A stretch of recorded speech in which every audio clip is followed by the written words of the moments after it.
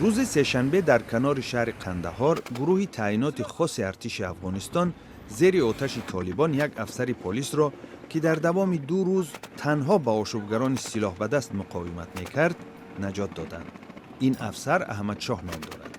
او بعد تسلیم شوی تمام افسران همراهش تصمیم گرفته بود که تا آخر به طالبان سرخم نمی کند. در برخورد 18 ساعته او مجروح شد. کاروان گروه تعیینات خاص صرف نظر از آتش طالبان به نجات احمد شاه شتافته خبرنگار رویترز را هم در داخل یکی از ماشین‌های زره پوش به عملیات برد. در راه صدای تیر و ترکش‌ها به گوش می‌رسند و حتی یکی از موشک‌های گرانتمیات به ماشین آنها برمی‌خورد.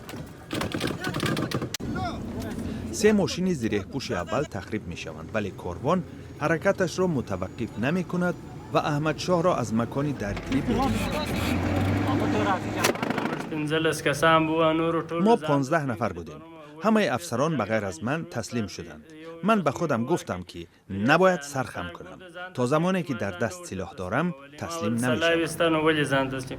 سربازان گروه تعیینات خاص نبرد در منطقه را دوام دادند تا طالبان را از موقع‌هایشان دور کنند.